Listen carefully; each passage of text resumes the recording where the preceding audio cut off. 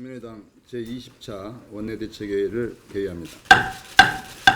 어제 박영수 특검의 최종 수사 결과 발표가 있었습니다. 70일이라는 짧은 시간 동안 박근혜 대통령과 최순실의 뇌물수수, 삼성 이재용 부회장의 뇌물 공여, 문학의 블랙리스트 등 국정농단의 진실을 규명해서 국민의 기대에 답했습니다. 또한 특검이 지적한 문제점에 대해서는 제도적 개선을 통해 반드시 보완해야 될 것입니다. 그리고 특검 수사 기간을 연장하지 못한 민주당과 정세균 국회의장은 각성해야 됩니다. 3월 임시국회에서만큼은 특검법 개정안을 직권상정해야 합니다. 민주당이 대선을 앞두고 몸을 사리기 위해서 특검법 개정안에 비겁하게 침묵하는 태도는 결국 부메랑이 되어서 민주당에게 돌아간다는 당연한 진리를 명심해야 할 것입니다. 이제 국정농단에 대한 마무리 수사는 검찰에게 넘어갔습니다. 검찰은 대통령 대면 조사, 우병우 구속, 대기업 수사 등에 대한 엄정한 수사로 특검이 마치지 못한 수사에 활용 점정을 찍어야 할 것입니다. 국민연금공단은 삼성물산과 제일모직 합병 과정에서 국민연금에 엄청난 손실을 입혔습니다.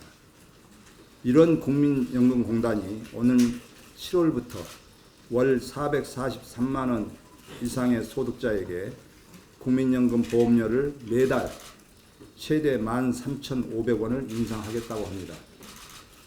사고 치는 사람 따로 있고 뒷수습하는 사람 따로 있는 격입니다. 게다가 어제 공개된 내부 감사 결과에서는 특정 자산운용사에 특혜를 주는 문제가 심각한 것으로 나타났습니다. 국민연금공단이 아니라 국민손해공단입니다. 국민연금기금의 전반적인 운영 개선 방안을 마련하지 않는다면 대재앙을 맞게 될 것입니다. 국민연금 기금 운영 시스템을 전면 재검토해야 할 것입니다. 국민연금에 대한 국민들의 불안이 날로 높아지고 있습니다. 특히 젊은 직장인들은 저출산 고령화로 인해서 본인들이 노인이 됐을 때 본인들이 납입한 만큼 연금을 받을 수 있을까 하는 불안감이 크다고 합니다. 전면 재검토해야 할 것입니다.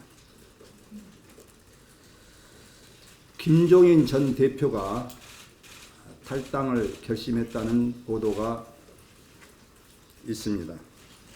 최근에 김종인 민주당 전 대표가 페이스북에 올린 글을 보면서 비록 당적은 다르지만 정치권이 가야 할 방향을 제대로 지적했다고 생각합니다. 국가가 위기가 눈앞에 닥쳐 있을 때 정치가 국민을 분열시켜서는 안 된다. 정확한 지적이라고 생각합니다.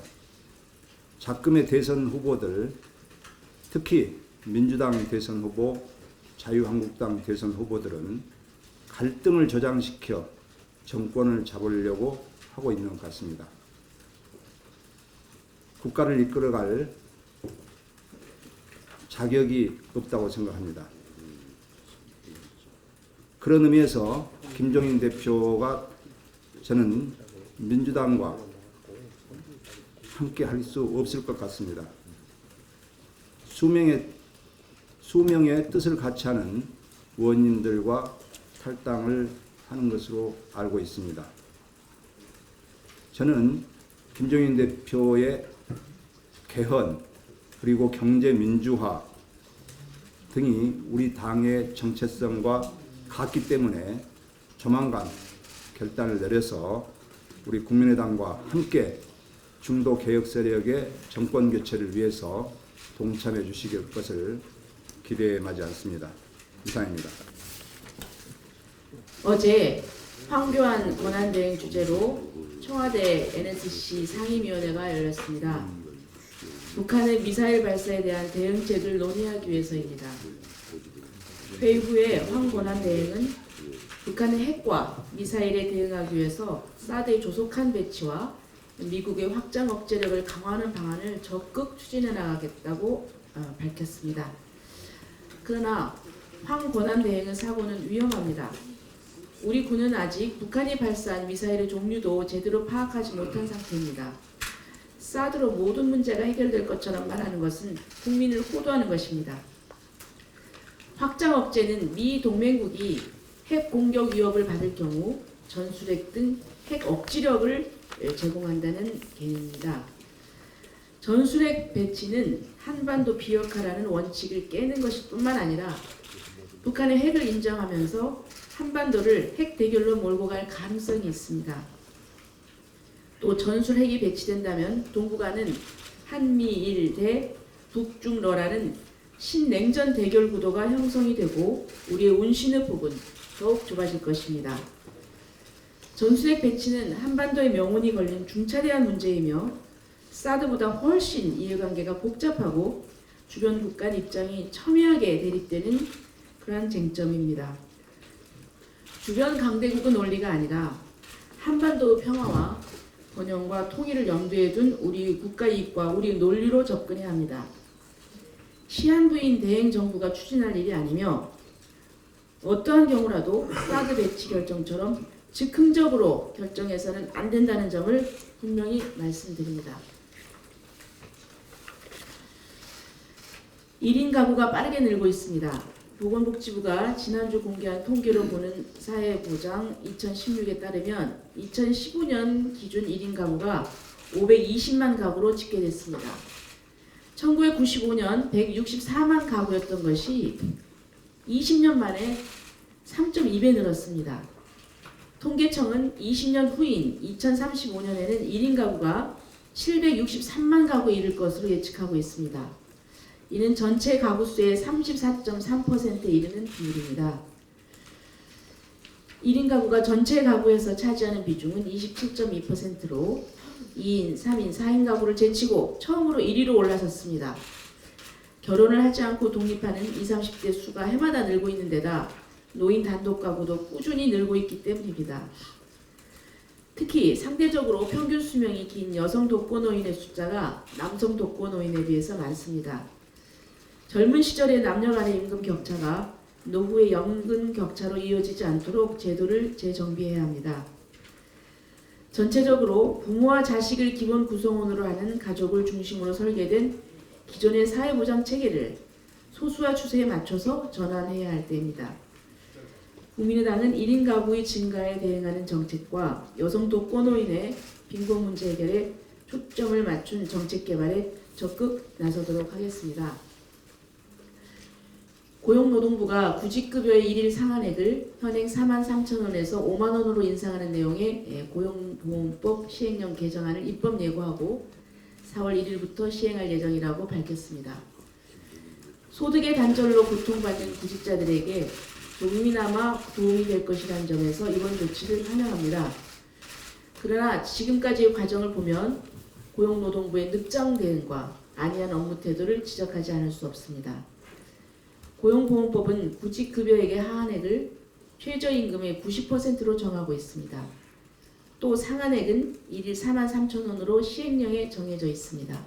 그런데 상한액이 고정되어 있는 상태에서 매년 최저임금이 인상돼서 2016년도부터 상한액과 하한액이 역전되는 기현상이 발생했습니다. 결국 스스로 시행령을 위반하면서 상한액을 올려서 하한액에 맞추는 웃지 못할 일이 벌어졌습니다. 그동안 고용노동부는 국회가 고용보험법을 통과시켜주지 않아서 상하한액 역전 현상이 발생했다고 주장해왔습니다. 그러나 시행령은 정부가 개정하는 것입니다. 고용노동부는 그간 국회를 핑계삼아 1년 넘게 직무를 유기하는 것입니다. 작년부터 이번에 인상된 수준으로 시행했어야 합니다. 고용노동부의 직무유기로 구직자들이 그만큼 손해를 보는 셈입니다. 고용노동부의 자성을 촉구합니다. 이상입니다. 방금 우리 그 주승용 원내대표님께서 김종인 전 민주당 대표의 거취 움직임에 대해서 말씀을 하시면서 우리와 함께 했으면 좋겠다라는 그런 취지로 좋은 말씀을 해 주셨습니다. 그런데 그렇게 가기 위해서는 대전제가 필요하다, 저는 이렇게 생각을 합니다. 지금 현재 우리 국민의당 경선룰 그 협상이 아주 지리하게 이어져 오고 있습니다만은 보다 좀 마음을 비우고 통 큰 어떤 결단을 내려야만이 우리 김종인 전 대표님이라든지 아니면 정운찬 전 총리 등과 함께할 수 있는 그런 국민의당이 될 수 있는 것이 아니겠는가 하는 생각을 가져봅니다. 그래서 지금이라도 우리 국민의당이 정말 마음을 다 비운 채 선선한 마음으로 그 경선룰 협상에 임해서 우리 국민의당의 경선이 차질 없이 이제 착수되고 진행될 수 있도록 하는 것이 좋겠다라는 생각이고, 또 한편으로는 그런 김종인 전 대표라든지 정운찬 전 총리의 우리와 함께할 수 있는 그런 길을 넓고 크게 열었으면 좋겠다, 이렇게 생각합니다. 이상입니다. 박영수 특검이 어제 박근혜 최순실 게이트에 대한 수사 결과를 발표를 했습니다. 이에 대해서 대통령 변호인인 유형아 변호사가 51쪽에 달하는 장문의 반박문을 발표했습니다.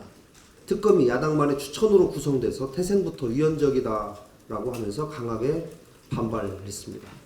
한마디로 후한 무치입니다. 처음에는 검찰이 편파적이라서 수사를 못 받겠다라고 하더니 이제는 특검이 위헌이다라고 하면서 수사 결과가 짜맞추기였다라고 또 우기고 있습니다.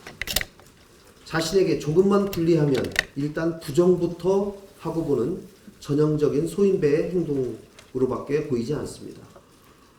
도대체 박근혜 대통령에게 자신이 임명한 검찰의 존재 이유, 300명 국회의원의 표결 결과, 또 이 나라 헌정 질서에 대한 기본적인 이해 등등이 있는지 의심스럽습니다.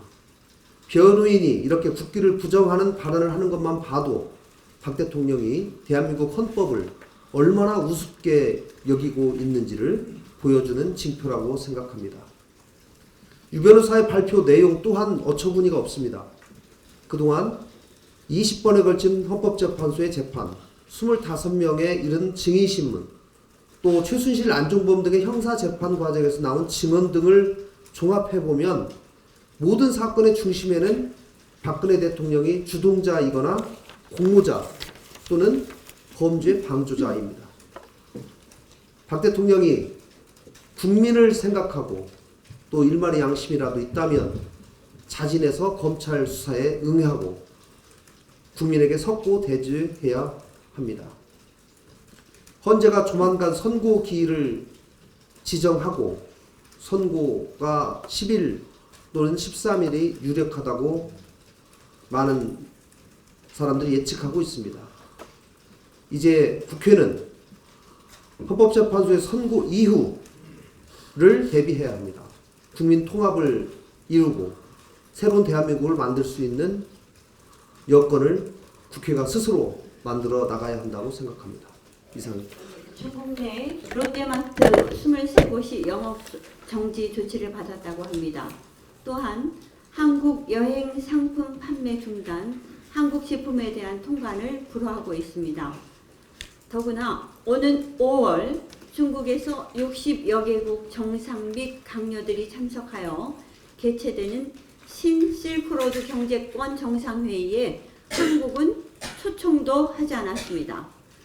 사드 배치에 대한 중국의 보복이 갈수록 심해지고 있어 중국에 진출한 한국 기업이나 국내 경제에 타격은 불가피한 상황입니다.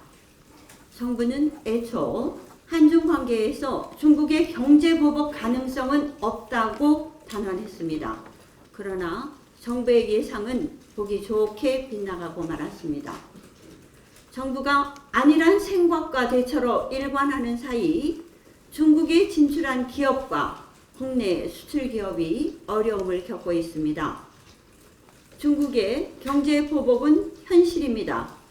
정부는 지금이라도 정신을 차리고 중국의 경제 보복에 따른 피해를 최소화할 수 있는 방안을 조속히 마련해야 할 것입니다. 한편 중국의 경제 보복을 사드 배치로만 국한할 문제는 아닐 것 같습니다. 중국이 언제 어떤 명분을 삼아 또다시 경제 보복을 가할지 전혀 예상할 수 없습니다. 지금 중국의 경제 보복에 굴복한다면 앞으로 한국은 중국의 경제 속국이 되어버릴지도 모릅니다.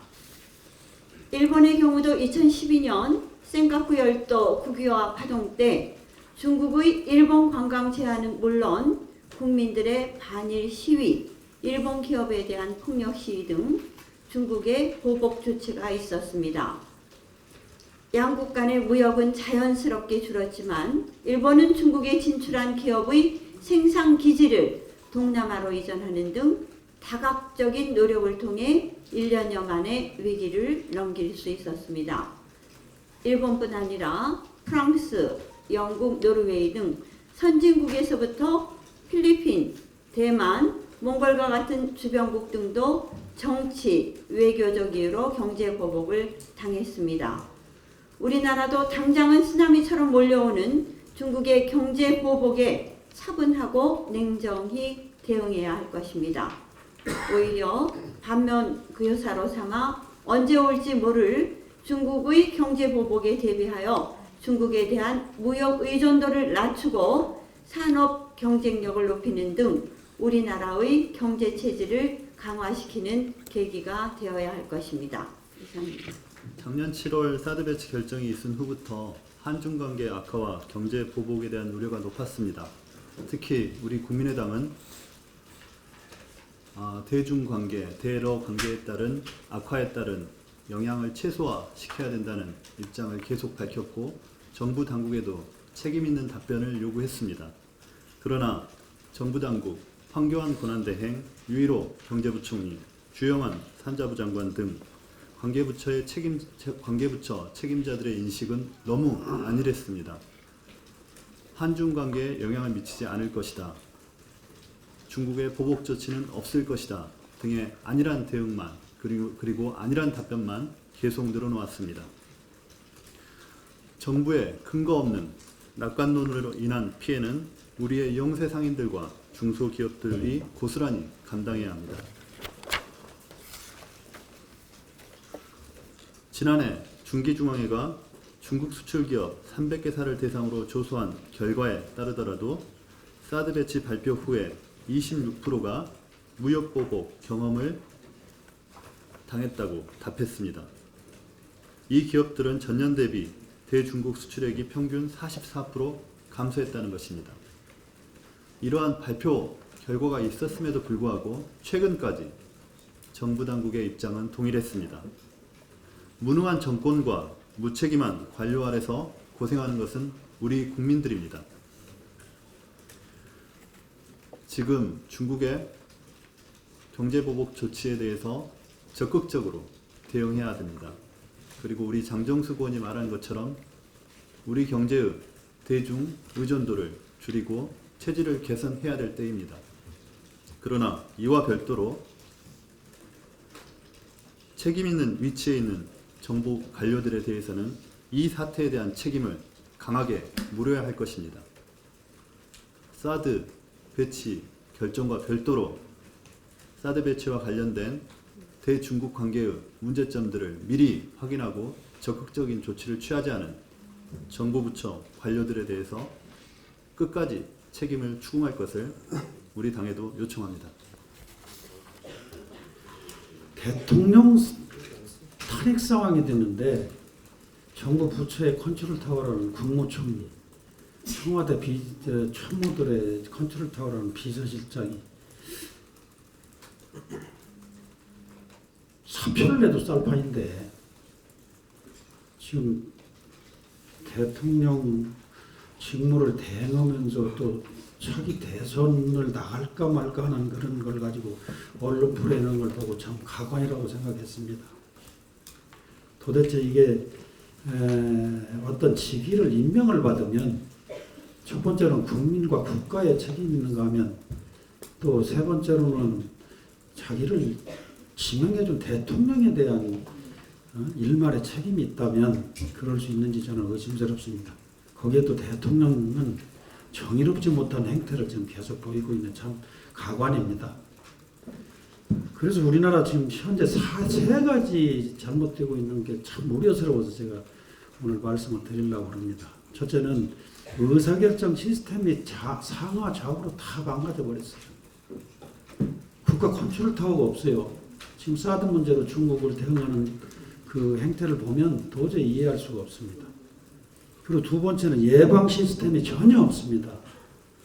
뭐 여러분들 잘 아시지만 메르스, 세월호, 북핵 문제 할 것 없이 전부 다 예방에 최대한 초점을 두고 정책을 수립하고 전략을 수립해야 되는데 도대체가 없어요.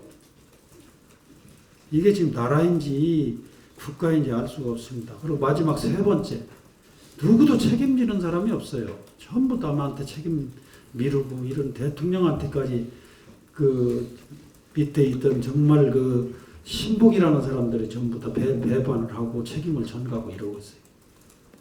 제가 마이크를 잡은 이유는 지금 미국 NYT에서 어제 전략 핵무기에 대해서 또 거론을 하고 나왔어요. 또다시 사드처럼 시행착오를 범할까 참 우려스러워서 한 말씀 드리려고 합니다. 북한이 어제 아침 또다시 4발의 탄도미사일을 동해상으로 발사했습니다. 핵실험과 더불어 최근 김정남 독살 사건으로 궁지 몰려온 북한이 또다시 도발을 감행해서 국제적 고립을 더 재촉하고 있습니다. 이런 불안한 안보 상황에서 한반도 문제의 핵심 당사자인 대한민국 목소리는 왜 국제사회에 전혀 반영될 여지가 없는 너무나 안타깝습니다. 자국 우선주의, 야국강식의 냉엄한 강대국 정책의 의미를 뼛속 깊이 새겨야 할 때가 아닌가 싶습니다. 현재 백악관 안보라인에서는 금기시되어 온 대북 선제 타격론에다 한반도 핵 배치까지 전술핵 배치까지 거론되고 있는 상황입니다. 한편 중국은 사드 배치에 대해서 설치의 주체인 미국에는 한마디 이런 방법 없으면서 전방위적으로 비상식적이고 비이성적으로 비굴한 보복의 수위를 높여가고 있습니다. 심지어는 한국을 머리가 깨져 피가 흐르게 하기보다는 내상을 입혀 고통스럽게 만들라는 중국 공산당 기관진 인민일보 자매지인 환구시부의 3월 1일자 사설에 나온 망언이자 중국의 속내를 여과 없이 드러내는 표현입니다. 한류를 금지하는 한학령으로 시작해서 점점 경제 분야로 수위를 높여가고 있으며 향후 외교 안보 분야까지 확대가 우려되는 상황입니다. 그런데 우리 정부는 어떤 문제에도 제대로 준비하고 대응하지 못하고 검토 중입니다. 면밀히 주시하고 있습니다만 반복하고 있는 정부의 대응을 보고 국민은 한숨만 내쉬어야 하는 형국입니다. 그야말로 국가 시스템 작동에 대한 신뢰가 이미 사라진 상태라고 밖에는 볼 수 없습니다. 높아지면서 한 말씀 드립니다. 따라서 미국이 검토하고 있는 전술핵 배치마저 사드를 결정할 때처럼 일방적이고 독단적인 정보의 결정이 없길 바랍니다. 전술핵 배치 문제는 한반도의 비핵화를 공식 포기하고 동북아 군비 경쟁을 촉발시킬 중대 사안임을 감안해서 신중을 기해야 합니다. 이 사드와는 비교되지 않을 만큼 전술핵 무기는 그 파장이 엄청나게 클 것입니다. 따라서 배치와 관련된 모든 요소를 총체적인 국익 차원에서 종합적으로 검토가 이루어져야 하며 특히 모든 절차와 과정에서 국민적 합의가 반드시 전제되어야 함을 명심하기 바랍니다. 이상입니다. 그 AI 전쟁, 특히 그 AI의 인체 감염 대응책에 우려가 커서 말씀을 드리려고 합니다. 중국 내 그 조류 인플루엔자 AI 바이러스 인체 감염이 증가되고 있습니다. 지난 5개월 새 중국의 99명이 인체 감염으로 사망을 했습니다. 국내 인체 감염 우려가 높아지고 있는 것은 당연한 일입니다. 우리나라에서 유행했던 AI는 대부분 고병원성이었습니다. 지난 2016년 조류 인플루엔자 피해는 전체 가급류의 프로에 해당하는 3,300마리를 살처분했습니다. 그에 따른 경제적 손실액만도 1조 원으로 추산되고 있는 등 역대 최악의 피해를 입었습니다. 이제 AI 바이러스는 종간 벽을 넘기 시작했습니다. 기존에 알려진 인체 감염 가능 AI 바이러스는 6종이었습니다. 그런데 인체 감염이 불가한 것으로 알려졌던 H5N1, H7N7, H9N2 등 이러한 세 종의 바이러스가 종을 뛰어넘어 인류를 공격하기 시작을 했습니다. AI의 인체 감염 치명률은 40%에서 67%에 이르는 매우 심각한 수준이라고 알려졌습니다. 우리 미래 인류의 인플루엔자 대유행은 조류 인플루엔자의 조류 바이러스에 의해서 발생될 것이라고 예측되고 있습니다. 그러나 우리나라 AI 인체 감염 대책을 보면 문제점 투성입니다. 문제점 지적해 드리겠습니다. 첫째, 가축에 대한 방역 당국이 농림부입니다. 인체 감염에 대한 방역 당국은 복지부입니다. 이러한 농림부와 복지부 간의 상호 유기적 연계가 미흡하고 부족합니다. 농림부의 긴급 행동 체계도에는 인체 감염 방역 당국인 복지부가 빠져 있고, 복지부의 긴급조치 체계도에는 가축 방역 당국인 농림부가 빠져 있습니다. 농림부 지침상 복지부에 협조사항을 명시하고 있지만 형식적 수준에 그치고 있을 뿐입니다. 두 번째, 정부의 인체 감염에 대한 불감증 여전할 뿐만 아니고 농림부의 지침상 농장주, 종사자, 살처분 인력 등 그 고위험군에 대한 예방적 교육 훈련 지침이 전무합니다. 없습니다. 세 번째, 매몰체분하고 난 이후 5년이 지난 시점에 환경 실태 조사를 하게 되어 있습니다. 이제 환경 실태 조사 결과를 보면 심각하게 지하수, 침출수에 의한 지하수 오염, 환경 오염이 심각한 수준에 이르렀다고 하는 보고서가 나오기 시작하고 있습니다. 제안드립니다. 첫째, 가축 방역 당국인 농림부와 인체 감염 방역 당국인 복지부는 각자의 긴급 대응 체계에 상호 부처를 포함시키고 통합 메뉴를 개발할 것을 제안합니다. 두 번째, 인수 공통 감염 대응을 위한 범정부 위기 대응 체계, 즉 농림부, 복지부, 유관기관, 지자체 이런 것들을 다 포괄하는 지협력 체계를 구축해야 된다는 필요성에 대해서 다시 제안드립니다. 세 번째, 매몰 처분만이 AI에 대한 대책이었는지 근본적인 대응책 다시 강구할 것을 제안하고, 심각하게 대두되고 있는 환경 오염 문제에 반드시 대응책 마련해야 될 시점이라고 말씀을 드립니다. 아울러 고위험군에 대한 AI 인체 감염 교육 의무화를 제안합니다. 이상입니다. 학교 폭력은 줄어들고 있지만 학교 성폭력은 끊기지 않고 있어 특단의 대책 마련이 요구됩니다. 교육부에 따르면 전체 초중고생 가운데 학교 폭력을 경험했다고 답한 비율은 2013년 2.2%에서 2016년 0.9%로 3년 만에 1.3%포인트 감소한 것으로 나타났습니다. 하지만 학교폭력자치위원회가 심의한 성폭력 사안은 2012년 642건에서 2015년 1842건으로 3배 가까이 늘었습니다. 유형별로는 성희롱이 가장 많았고 학교별로는 초등학교에서 가장 빈번했습니다. 이화여대 학교폭력예방연구소가 2015년 진행한 학교 성폭력 실태조사 결과를 보면 성폭력 피해는 초등학생 2.1%, 고등학생 1.9%, 중학생 1.4% 순으로 발생했습니다. 유형별로는 성희롱이 55.3%, 성추행 28.3%, 사이버 성폭력이 14.1%, 성폭행 1.7% 순이었습니다. 정부는 지난 2월 이준식 사회부총리 겸 교육부 장관 주재로 제2차 사회관계 장관 회의를 개최해 학교폭력 실태에 관한 대책을 논의했습니다. 아이들에게 사소한 장난도 성폭력이 될 수 있다는 인식을 심어주도록 초등학교 때부터 예방교육을 내실하기로 했다고 밝혔습니다.